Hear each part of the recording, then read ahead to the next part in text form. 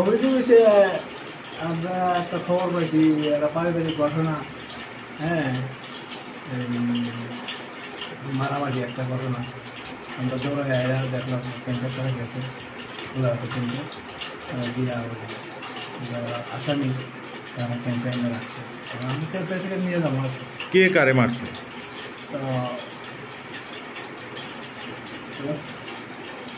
দেবনাথ, গৌতম দেবনাথ তার দুই ছেলে আর বউয়ে আক্রমণ করছে।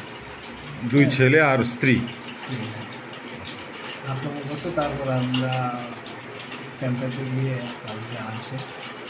হ্যাঁ, আরও সবাই এলাকার পাড়াপতি কীভাবে আসে আমরা ঘটনা তদন্ত করে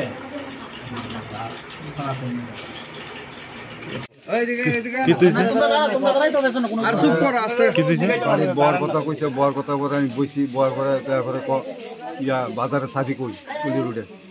আমি কি চাবি তোর কি দরকার হয়? অন্ত কোনো চাবি দরকার না, তোর দোকান দিয়ে চাবি দিচ্ছে, তোর দোকান লিয়ে যাবো না লাগবো, নাহলে 10,000 দা ভাঙ গেলাম। আমি কি তুই ফাললে কালকা ভাঙিয়েছে 10,000 দিয়া। এরপরে গলার মধ্যে আমার সিফা দিয়া ধরছে। আমার বড় বড় ছেলে রঞ্জন নন্দ দেবনাথ।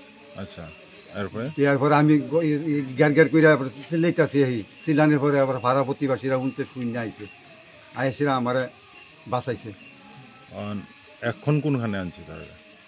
কখন গুলাহাটি ক্যাম্প পাই। আপনার ছেলে কি প্রায় আপনার মারতো? প্রায় আরেকদিন এরম ইয়া করছে, আরো এরম 2-3 দিনে জায়গায় সম্পত্তি লিয়া কিসকিসি করছে। আপনার ছেলেরা না অন্য কেউ? ছেলেরা আর মা, মেয়ে নিল মা। আচ্ছা, মা ছেলে মিললে আপনার মারার চেষ্টা করছে? হ্যাঁ, মারার চেষ্টা করছে। আপনি এখন কি চাইতেছেন? আমি সুস্থ বিচার চাইতেছি। আপনি পুলিশে খবর দিচ্ছেন না? হ্যাঁ, পুলিশের খবর দিছি, তারা প্রতিবেশী খবর দিছে। দুনো ছেলে আইলই তারা আইলই মাটারও লাগাই দেয়। বাপেরে মারুন লেগে যখন বাপেরে মারে মানুষ তো অন্য মানুষ এলে ধমক দেয় ছেলেটা, তারা কোনো ধমক দেয় না, বেড়ে আরো উল্টা পাল্টা কয় মার মার মার। সবসময় তারা সম্পত্তি লিয়ে শুধু বড় জনে কইতেছে সম্পত্তি দিয়া লাগছে, তবু তারা সম্পত্তি লিয়ে সবসময় বাগাবাগি করার লেগে এই এবারের লোকে অত্যাচার করে আর কি।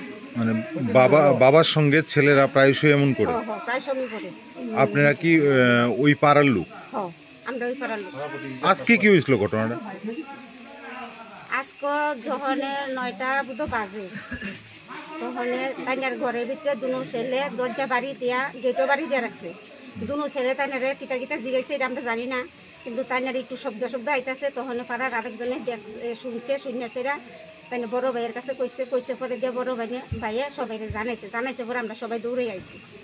সেরা আমরা দেখতেছি কিতা দরজা বাড়ি দিয়া গেটও দৌড় না, ঘরের দরজা দই না দিয়া এবারে মারামারি করতেছে। তো দরজা ধাক্কাইতেছে, তবু দরজা খুলে না। এরপরে দিয়া দরজা খুলছে পরে দুনো বইয়া সাইডা দাঁড়াই গেছে। মানুষ সবাই যাও না, তারা দৌড়ে বাড়ি থেকে বাড়িয়া গেছে। বাড়িয়া যাইতই তাই না ফাও কাটছে, আর ওখানে কয়েকটা ফারা রয়েছে মারছে, কিন্তু কেউ মারছে না, তারা দৌড়ে গেছে। মতামত এক পাড়াত এমন হইলে আর পাড়ার জায়গা নাই, মা পুতের পাড়ার জায়গা নাই, মা পুতের পাড়ার জায়গা নাই, মা পুতের লাগা আমরা পাড়া আইলে মা পুতে আইলে মা পুতে